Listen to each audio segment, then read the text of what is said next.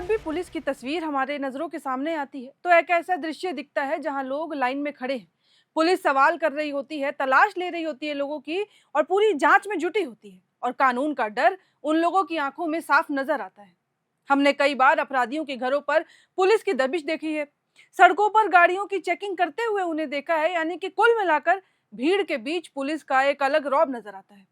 क्योंकि जब जनता डरी हुई होती है, जब किसी भी मोहल्ले में दबंगई बढ़ जाती है या फिर अपराधी खुलेआम धमकी देते हैं, तब उस वक्त सबसे पहले लोगों के मन में सिर्फ एक विचार आता है कि चलो पुलिस में जाकर इसकी कंप्लेन करते हैं। क्योंकि लोग भरोसा करते हैं कि वर्दी उन्हें सुरक्षा देगी, उनके लिए खड़ी होगी और अपराधियों से लड़ेगी।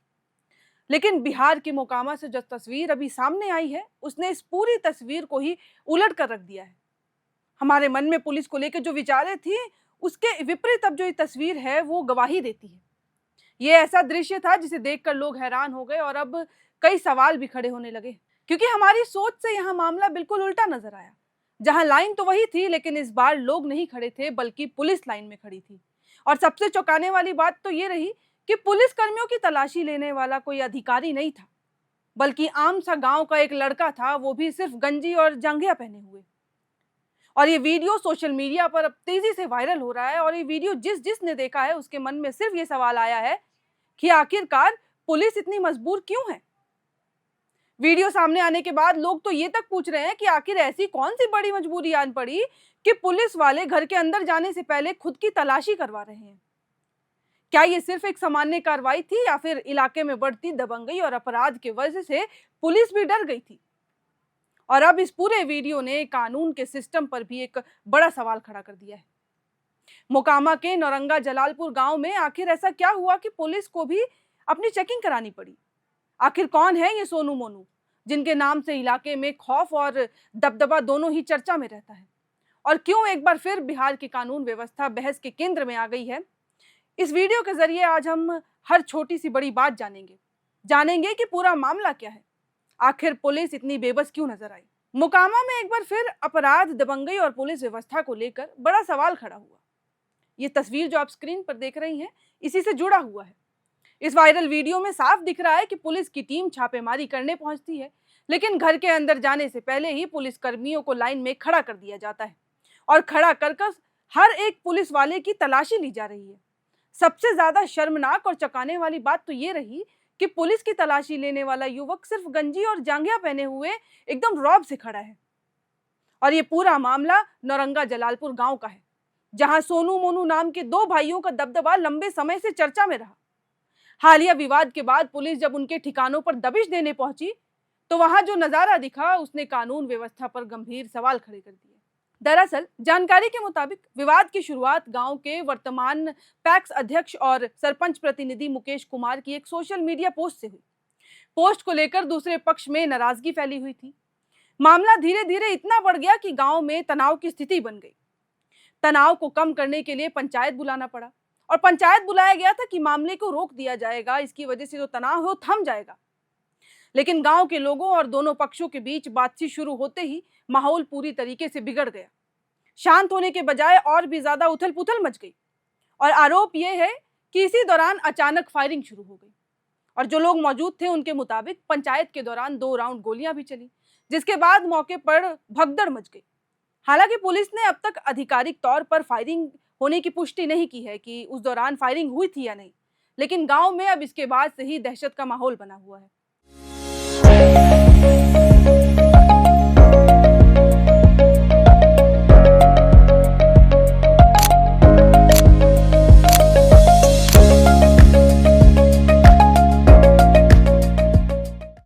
हालांकि फायरिंग की सूचना मिलते ही पुलिस हरकत में आ गई थी।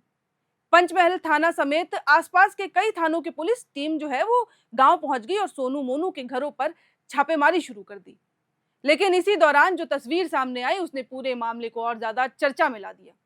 हालांकि देखा जाए तो यह आम छापेमारी होती, लेकिन जो वीडियो वायरल हुई उसके बाद अब इसकी चर्चा और भी ज्यादा तेज हो गई है। क्योंकि इस वीडियो में आप भी देख पा रहे हैं कि पुलिसकर्मियों किस तरीके से घर के बाहर लाइन में खड़े हैं और एक युवक उनकी तलाशी ले रहा है। युवक की वेशभूषा और उसका अंदाज भी सोशल मीडिया पर लोगों के बीच अब एक नया चर्चा का विषय बन गया है कि आखिर कितना आसान है किसी भी पुलिस वाले को यूं कटघरे में खड़े कर देना, यूं बेबस कर देना। और जब से ये वीडियो वायरल हुआ है तब से ही बिहार की कानून व्यवस्था पर कई गंभीर सवाल खड़े हो गए हैं। सोशल मीडिया पर यह मामला तेजी से वायरल तो हो रहा है, लेकिन घटना के बाद पूरे इलाके में अलग तनाव का माहौल था। जहां पुलिस को बुलाया गया था उनकी सुरक्षा के लिए, लेकिन पुलिस खुद वहां ऐसी नजर आई। कई थानों की पुलिस लगातार कैंप कर रही है, हालांकि ताकि दोबारा कोई ऐसी हिंसक झड़प ना हो। अधिकारियों के मुताबिक संदिग्धों की तलाश में लगातार दबिश दी जा रही है। पुलिस गांव के अलग अलग ठिकानों पर छापेमारी कर रही है और घटना में शामिल लोगों की पहचान करने में जुटी हुई है कि अगर ये फायरिंग हुई थी तो ये फायरिंग की किसने और ये लोग इस वक्त कहां हैं, ये पूरी जांच की जा रही है। हालांकि स्थानीय लोगों का यह भी कहना है कि इलाके में पिछले कुछ वर्षों से गैंग वॉर और दबंगई की घटनाएं लगातार सिर्फ बढ़ रही हैं और इसी वजह से लोग अब खुले तौर पर कुछ बोलने से भी डरते हैं।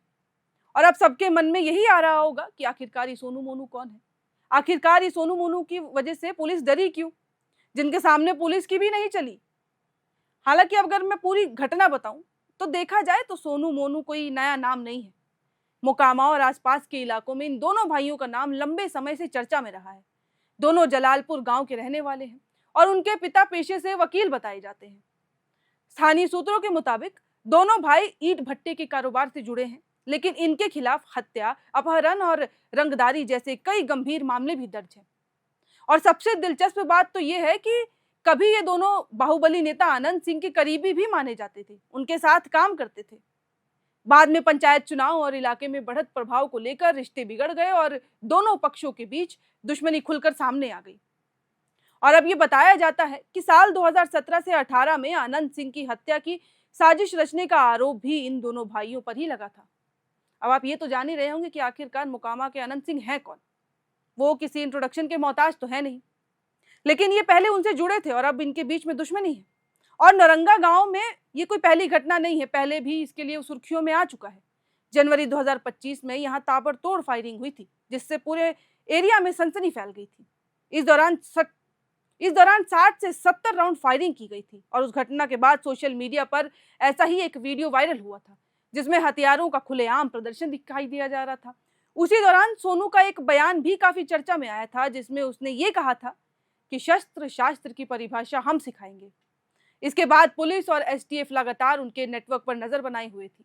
अगस्त 2025 में मोनू को एसटीएफ ने गिरफ्तार तक किया था। हालांकि अब खुफिया एजेंसियां और पुलिस सूत्रों के मुताबिक सोनू मोनू गैंग के तार उत्तर प्रदेश के कुछ बड़े आपराधिक नेटवर्क से भी जुड़े बताए जाते हैं और चर्चा ये रही कि इनका संबंध पूर्वांचल के कुख्यात गिरोहों से भी है। हालांकि पुलिस ने आधिकारिक तौर पर अभी तक इस पूरे मामले की पुष्टि नहीं की है, लेकिन इलाके में इनके नाम का असर साफ दिखाई देता है। स्थानीय लोग बताते हैं कि गांव में इन दोनों भाइयों का कितना ज्यादा प्रभाव है, लोग कितना ज्यादा डरते हैं। इतना डर है कि आखिर वो खुलकर विरोध करने से भी बचने की कोशिश करते हैं। अगर उनके साथ गलत होता है तो वो सह लेते हैं बजाय अपनी आवाज उठाने के। और यही वजह है कि जब पुलिस छापेमारी करने पहुंची तो वहां का माहौल सामान्य कार्रवाई जैसा तो बिल्कुल नजर नहीं आया।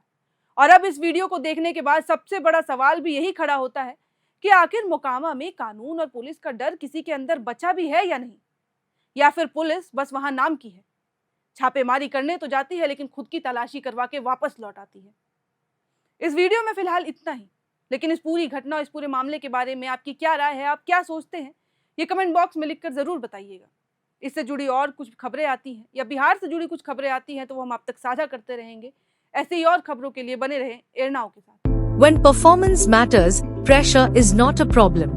At Duraplast, we manufacture high-strength FRP pressure vessels designed for durability, safety, and long-term performance. Built with advanced fiber reinforcement technology, our vessels offer exceptional tensile strength while remaining lightweight and corrosion-resistant.